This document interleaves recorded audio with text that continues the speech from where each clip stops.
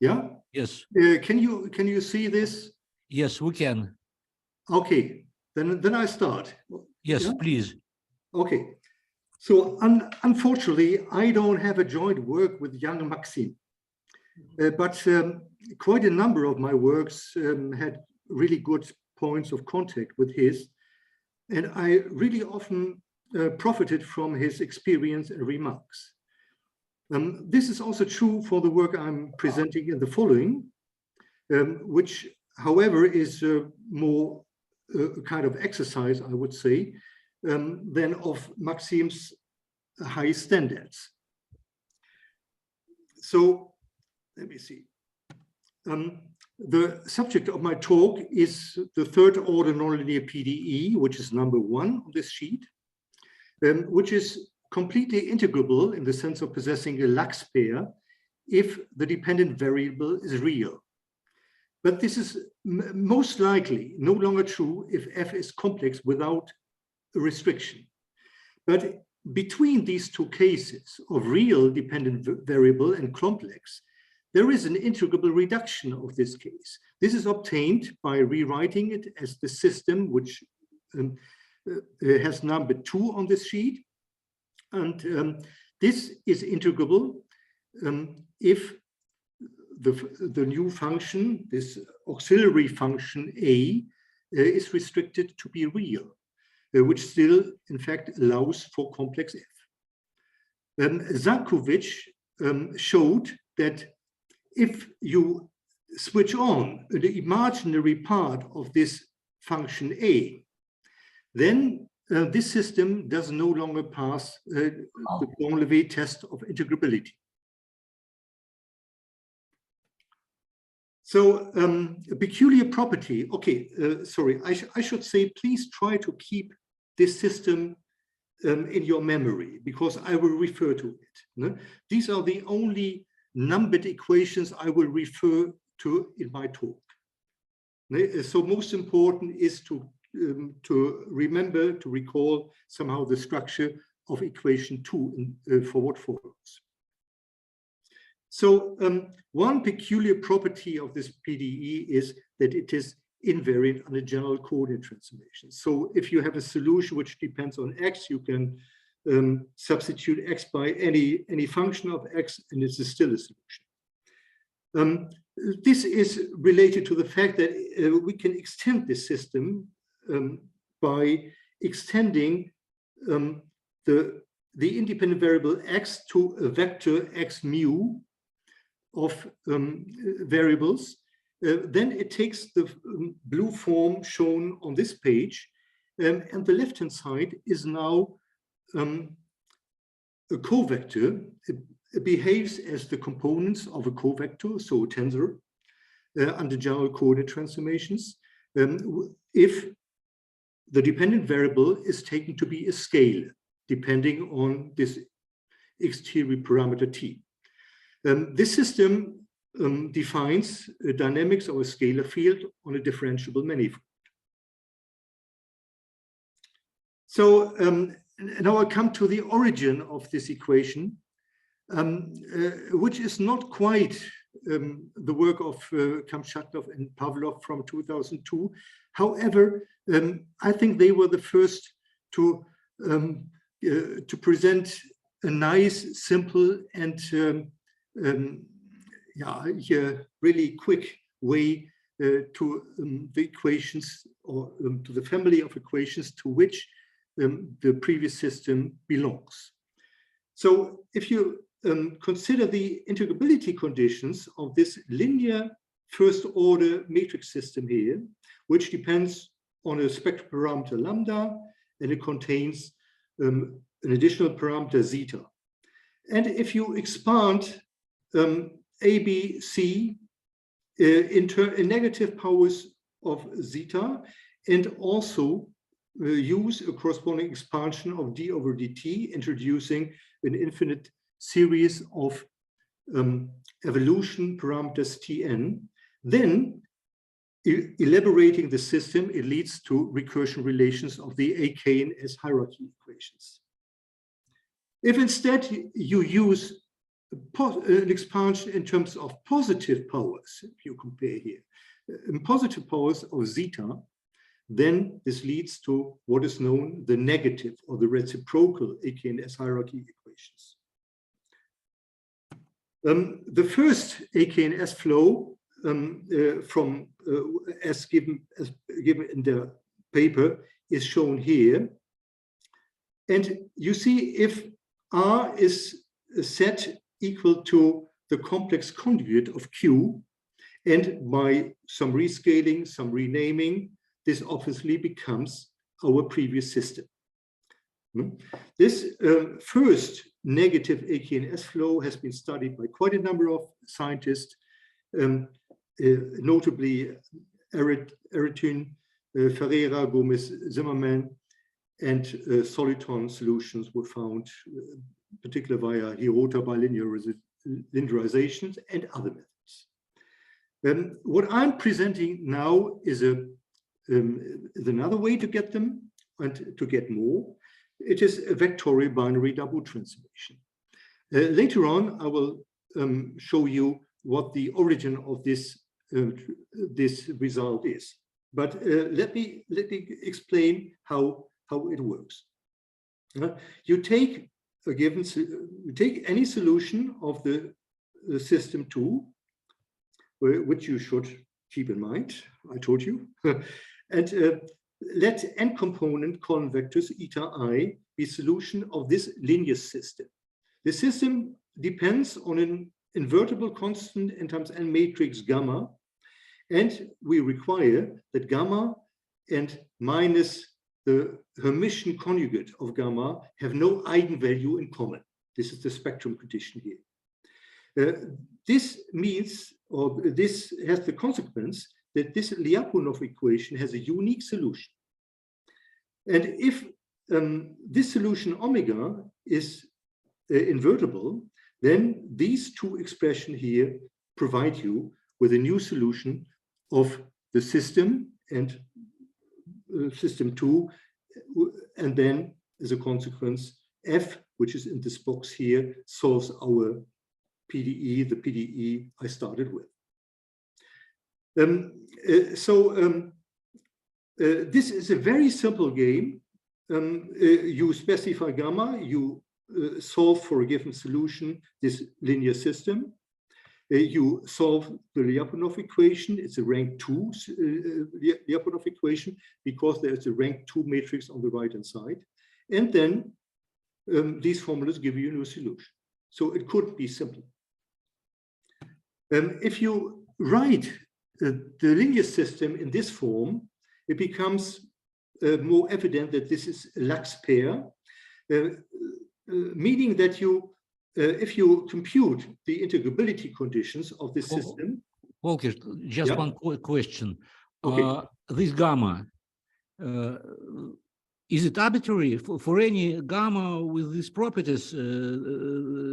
This statement is true, or yes, gamma is... yes. I will comment on this, but I can also tell you at this stage. Well, this is a matrix.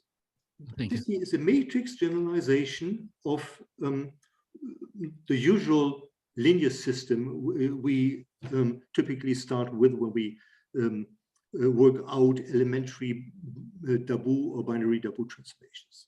So gamma plays the role of the spectral parameter, but here the spectral parameter is promoted to a matrix. And this means that if you go the way which I told you, starting with n times n matrix here, and these vectors are n components, then you will automatically lead at once to an n soliton solution. You don't iterate here double transformations anymore. You get the result in one step. Yeah, so gamma here is any constant matrix. But if you look at the structure of these equations, you find there are general linear transformations or similarity transformation, which you can use to a range that gamma has Jordan normal form. So without restriction of generality, you can here assume that gamma has Jordan normal form. Okay, does this settle your question, Joseph? Hi, Joseph. Can you hear me? Yes, yes. Thank you. Okay, fine. So the linear system it has as integrability or consistency condition the condition that A naught F naught satisfy our system 2, and the condition that A naught has to be real. And here I repeat what I've already said. This typically for such a vectorial generalization of a double transformation is the fact that the spectral parameter is promoted to a matrix. Yeah, basically you can trace this generalization back to Marchenko's work in the 1980s, his nice book in particular. Probably the first who dealt with such a vectorial generalization of the double transformation was Zaknovich in 1994 and Guilhem-Mañas in 1996. But I might have overlooked something earlier. Okay, so let's look at some solutions, which of course in this scheme are really easy to get. Here we take a trivial initial solution setting f not equal to 0. Then the other part of the system 2 just requires that the function a naught or the derivative of the function a naught with respect to t is 0. So a naught can be any function of x, and we can make a choice. Here we for convenience we set is equal to -1/2. Everything else is somehow equivalent. Then we can easily solve the linear system. It is given in terms of these matrix exponentials involving this arbitrary matrix gamma. And V and W are constant and component column vectors. The next step would be to solve the Lyapunov equation for these for the solutions or with the solutions of this linear system given here on the right hand side. Yeah, this of course can only be done if you specify gamma, which we will in the following. But on this level, we can also write down the new generated solution, which is given here. So we started with f naught equal to 0, so there's no corresponding part here. It's only a single term, and this gives you n soliton solutions and more. It is a solution of the PDE. Well, of course, the only missing part here is the solution of the Lyapunov equation. So if we choose a diagonal gamma, then the solution of the Lyapunov equation is well known. Here it is the sum here of two Cauchy-like matrices. Since we go back here, we can solve it in two steps. Let omega 1 be the solution where on the right hand side is only this term here, and omega 2 the solution where only this term is present. Then the solution of this equation is simply the sum. And since under the conditions I impose the spectral conditions, the equation has a unique solution. This is the solution.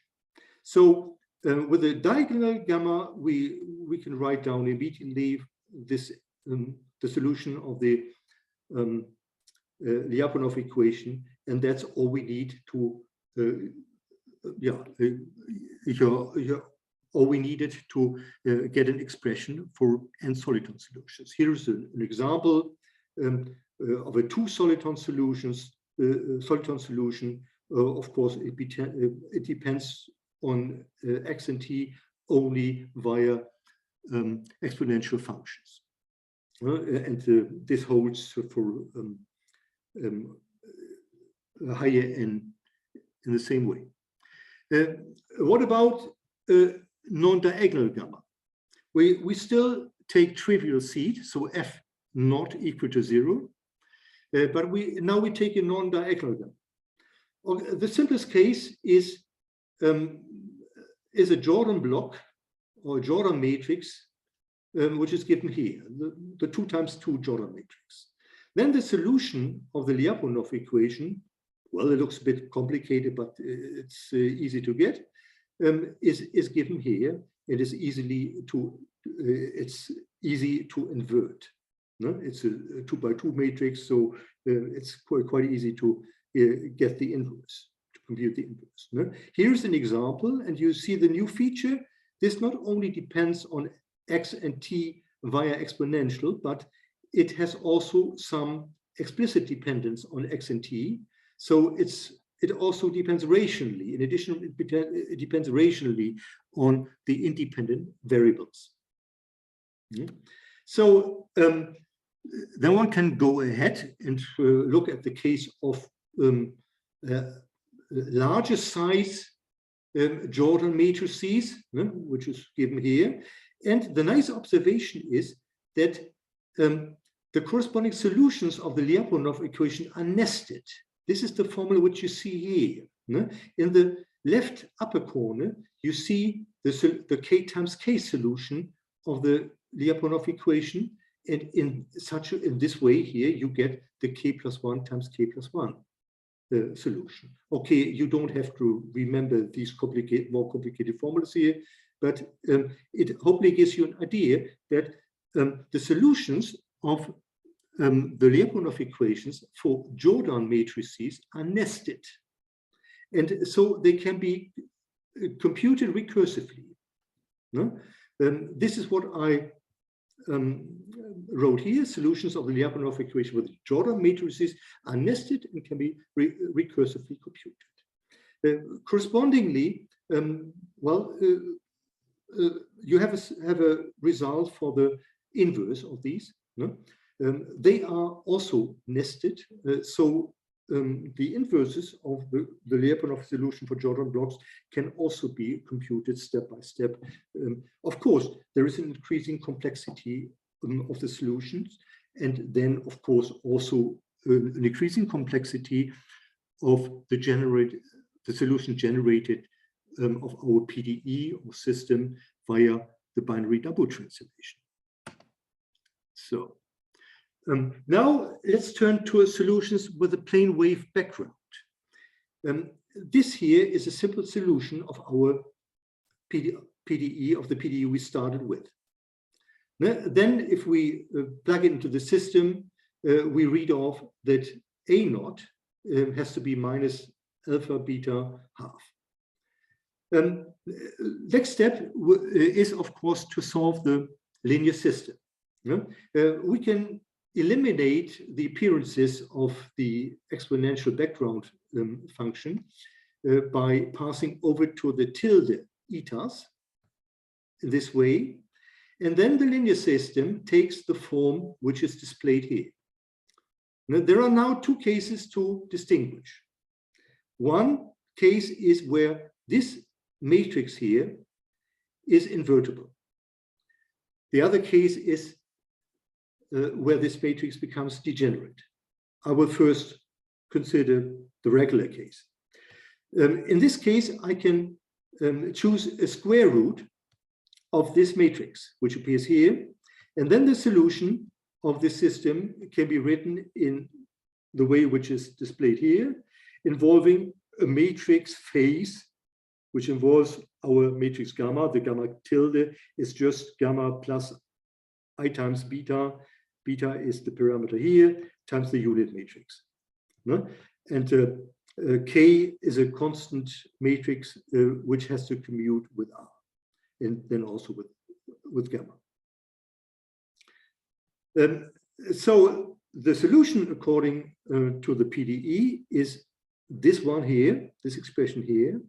The theta is the one I just showed you. V is a constant vector, and F0 is the background function.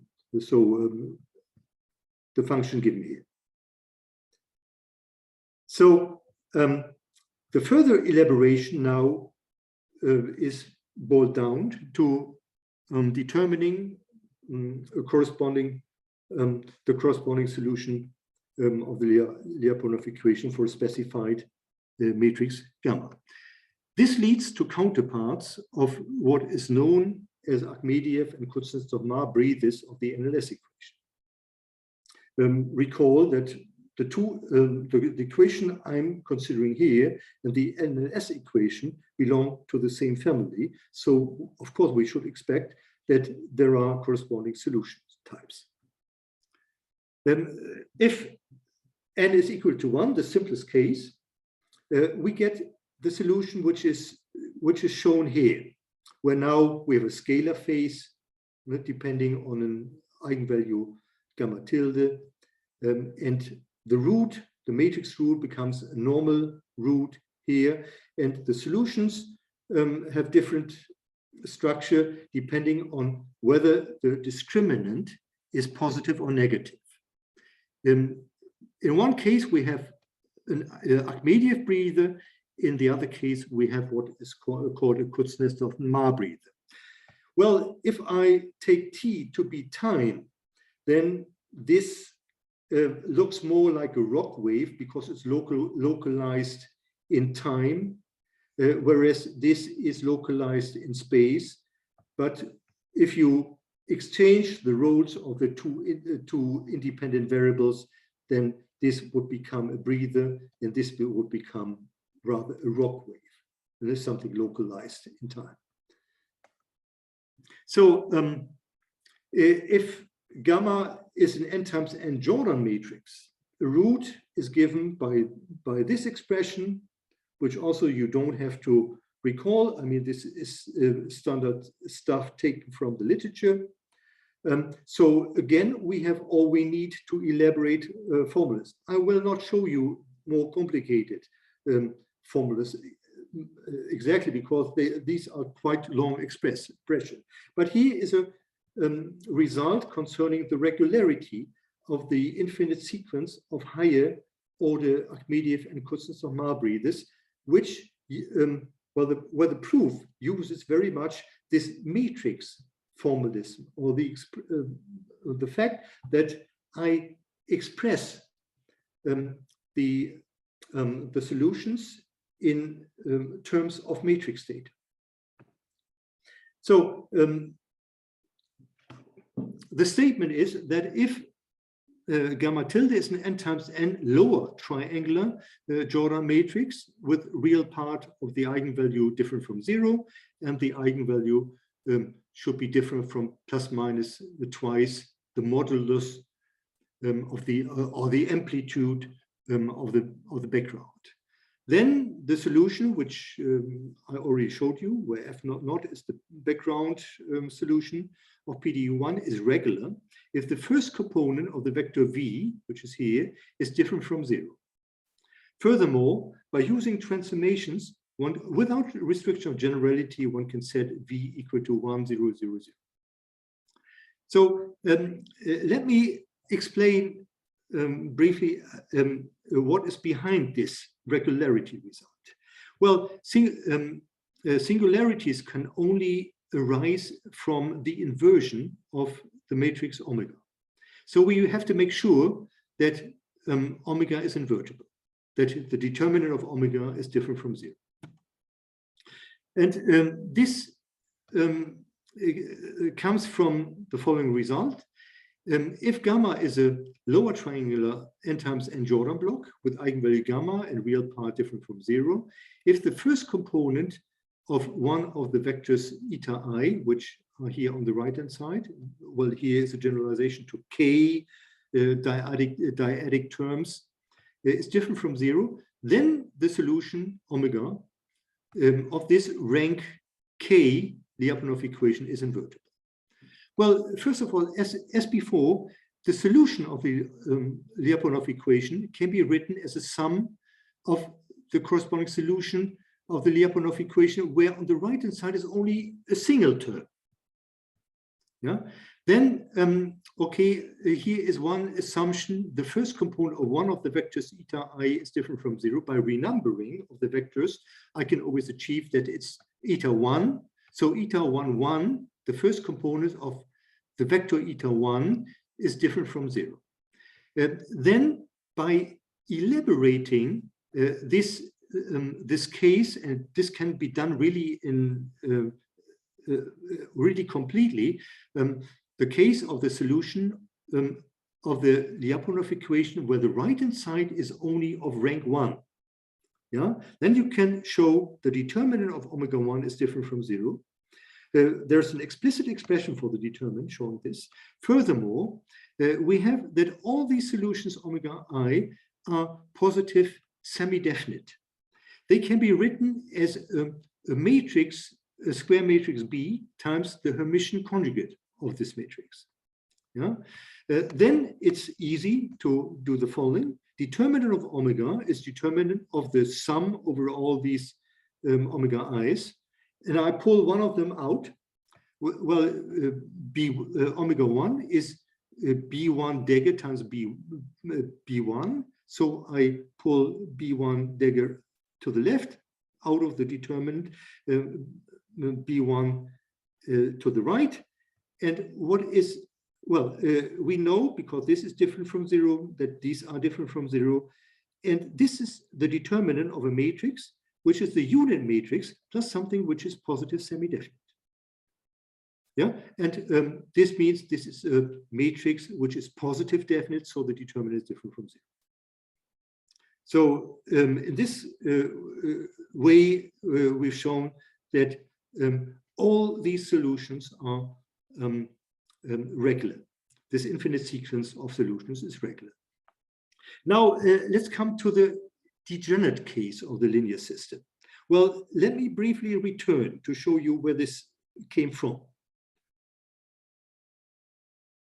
So here again is the linear system I'm talking about. Now we consider the case where this is degenerate. If n is equal to 1, then degeneracy means this is simply 0 here.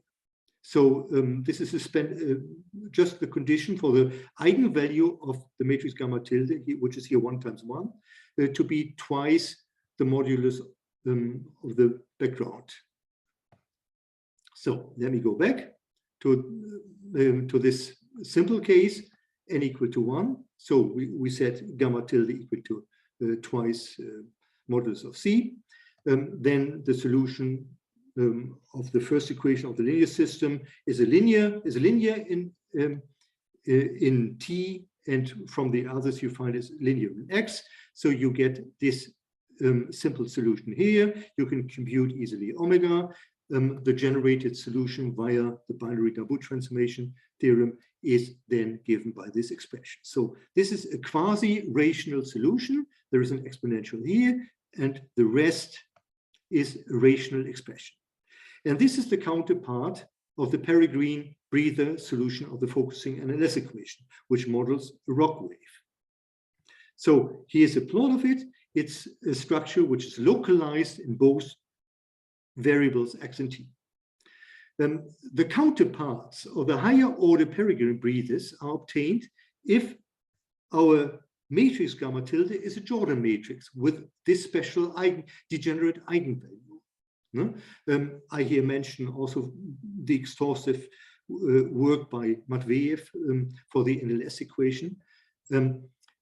I did some work jointly with Alexandre Shpachatsky on the NLS equation, which I mentioned on my first slide. And what I'm presenting here is nothing more but an analogous elaboration of this equation, which I started with this PDE, which I started with respectively the system for A and F, which I started. Okay, to deal with this, we need the solution of a linear system. Here is this matrix, which we now assume to be degenerate, since gamma tilde is Jordan normal form, and we take lower triangular. This n is then nilpotent of degree n. So under this assumption, you can solve the linear system. It is given by the expression shown here. Okay, this looks a bit complicated. R1, R2 are the finite series given here, which are of course related to Koch and Sinch. At V, small v and W are constant and component vectors. There's a corresponding result here about the regularity. Let gamma tilde be a lower triangular Jordan matrix with eigenvalue gamma tilde equal to twice the modulus of C. Let eta 1, eta 2 be the above solution of the linear system. The solution of the PDE1 obtained via the vectorial binary double transformation is regular if the first component of small v is different from 0. And also without restriction of generality, using the free double transformation, we can set v equal to 1, 0, 0, 0, which somehow simplifies or reduces the freedom in parameters. Even more general solutions than I've shown you now are obtained if gamma is composed of Jordan blocks. So this could be a 1 times 1, this the 3 times 3, this 10 times 10 Jordan block. Yeah, and then there is always a solution of the Lyapunov equation. Of course, it's more complicated to work out, but the solution exists, and the rest can be computed. So in principle, you have lots of possibilities constructing quite weird combinations of the previous solutions or superpositions of the solutions I showed you before. So let's now turn to the origin of this nice and simple vectorial double transformation. This comes from our abstract formalism of bidifferential calculus, which assumes that you have a graded associative algebra, which should be regarded as a counterpart of the algebra of differential forms on a manifold. Elements of the space omega R will therefore also be called R forms. The bidifferential calculus is obtained if there is not only one analog of the exterior derivative, say D, but two kind of analogs. So two graded derivations which take R forms to R plus 1 forms, such that D squared is equal to 0, D bar squared is equal to 0, and the two guys anti-commute. This is also a very general structure. Within this framework, we found a version of a bidifferential, a version of a binary double transformation. The most important thing on this page is probably this equation here. The game is to find D and D bar and some graded algebra in such a way that this equation becomes one of a PDE or partial difference equation or the like, which is then typically an integral equation. So this means there is D and D bar, a choice of D and D bar, such that this is the self-Yourian-Mills equation. There is a choice of D and D bar such that this is the KP equation. There is a choice of D and D bar such that this is our system 2, and so on. Yeah, in case of self-Yourian-Mills and also of the integrable case of Einstein's vacuum equations, it is very important that we have an additional freedom in the linear system. Here is a linear system, here is an adjoint linear system, the two parts which you need to formulate a binary double transformation. So this linear system here has as compatibility condition this equation, and since it depends on delta and lambda, delta is a 0 form, lambda is 1 form, there are additional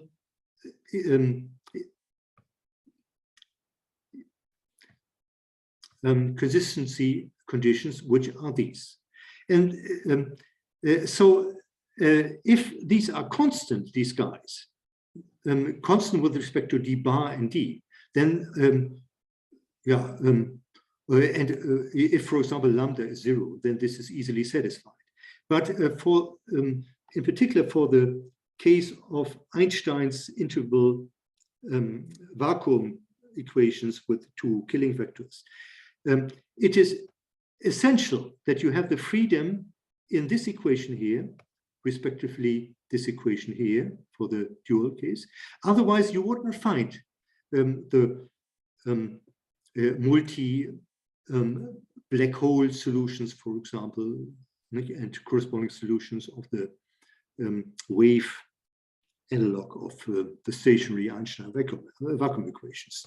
For the Sergey-Mills equation, this means you're dealing with solutions of the linear system which themselves depend on solution of the Riemann-Hopf equation.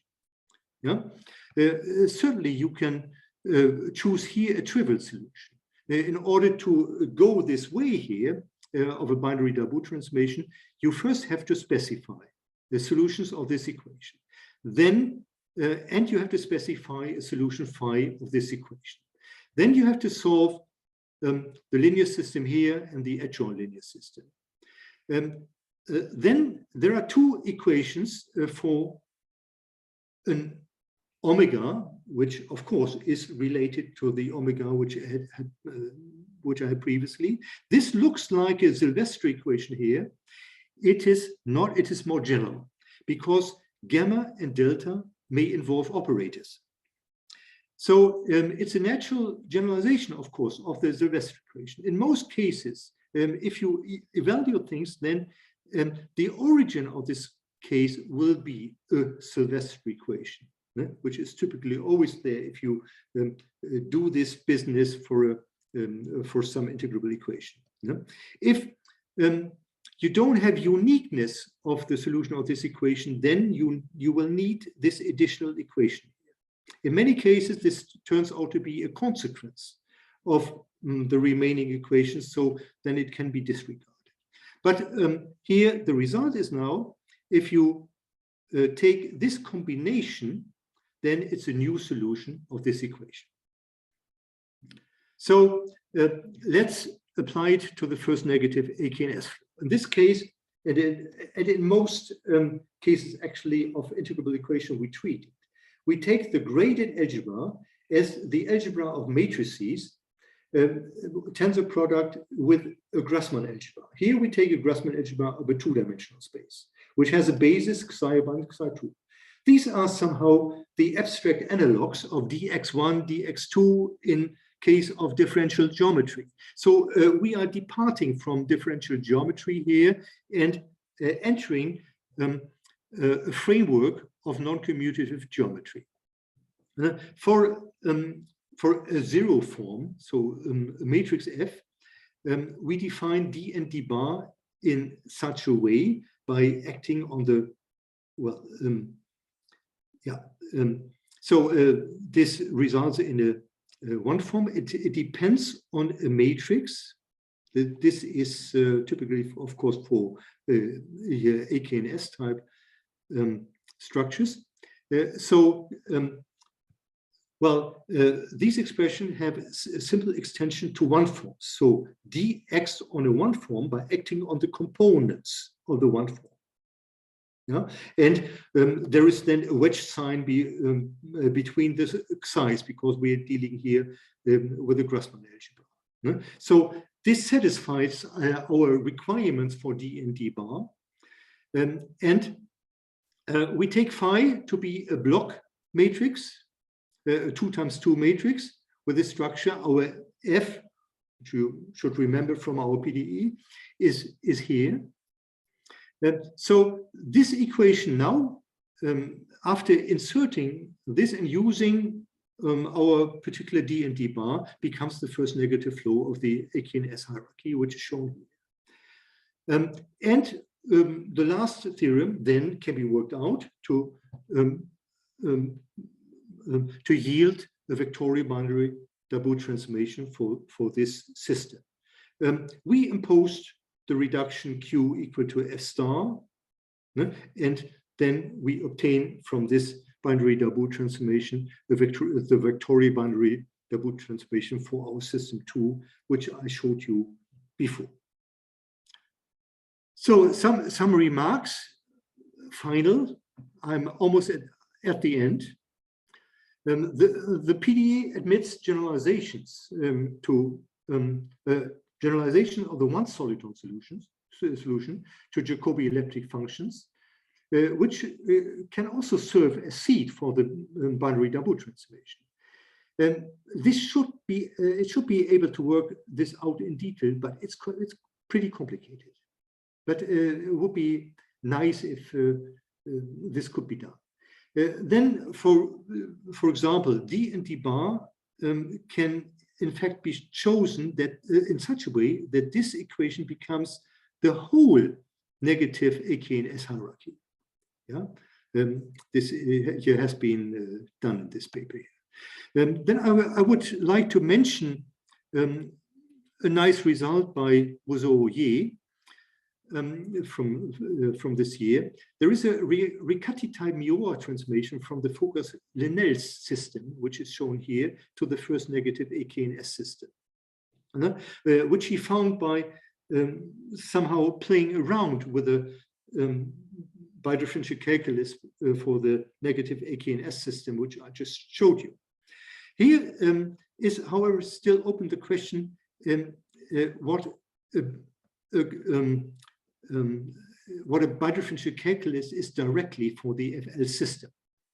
So I'm quite sure this should exist, but so far I don't know. This is the problem with quite a number of integrable equations. If you ask me, can this treat it in this bidifferential calculus way? In most cases, I will not be able to tell you yes or no. I simply don't know, because it is not enough to have a Lax pair. This bidifferential calculus is a more stringent, a more restrictive structure. Finally, the question, what more can be concluded about the non-integrable reduction of PDE1? So the case where we switch on an imaginary constant in the function small a. I have no idea. I looked quite a long while at this, but I know nothing, almost nothing about this. It would be interesting to see how integrability gets broken somehow. So thanks a lot for your attention. Many thanks to Maxim for valuable help over the years and for the very pleasant times we spent together. All the best for Maxim for the next decades. And of course, also thanks a lot to Joseph for organizing this meeting. Thank you very much. Thank you, Folkert. Questions, remarks?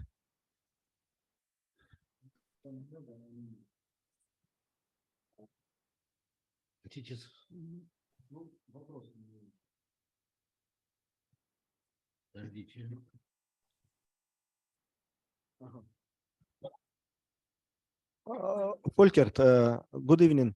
Good evening. Thank you very much for your talk. I have only one question. So at the beginning of your talk, you wrote a system in multi-dimensions, as I understood. Is it correct? At the beginning, maybe it was, yes. Yeah, this one.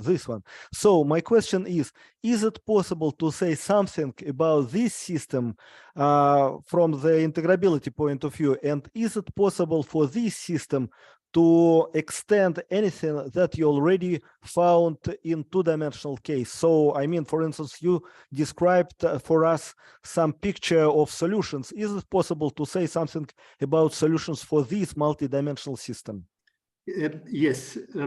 The result is that if you take any solution of the one-dimensional, one-dimensional concerning X, PDE, and replace the X by any function of all these variables x1 to xn, then this is a solution of this equation. Mm-hmm. So this is somehow trivial. I would say I have no idea if this is really something meaningful. It's this has to be seen if it's worth of anything. Okay, and I used it rather to make clear why this is an equation which has this tensorial property with respect to X. Because first of all, you would think, okay, what a strange equation. It is invariant under general coordinate transformation in X. But this simply has a differential geometric meaning. Right? It is an equation which lives on a one-dimensional manifold. Mm-hmm. Folkert, very short remark about system 2.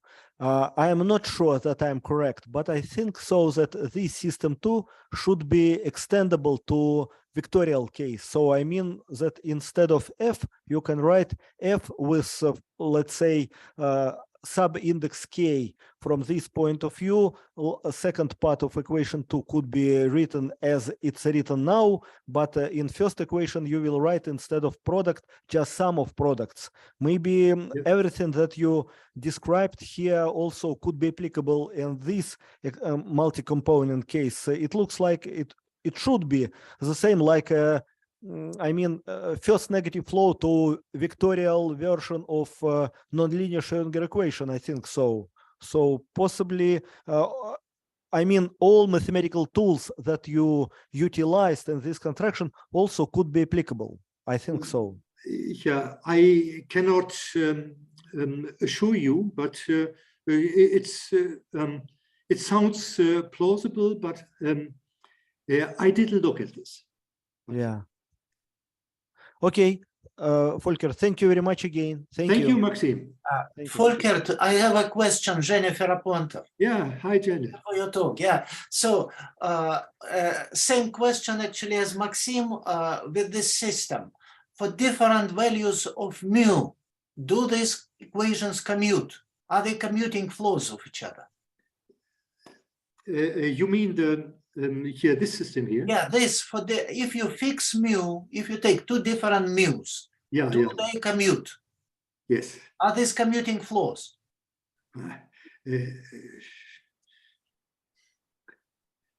Sometimes it happens that equation some sort of commutes with itself. Good question, Jenya. I think it should, but I didn't check it. Okay, thank you. Mm-hmm. Okay, thank you, Zhenya. More questions? Remarks? Okay, Folkert, thank you very much. It was interesting. And let's pass to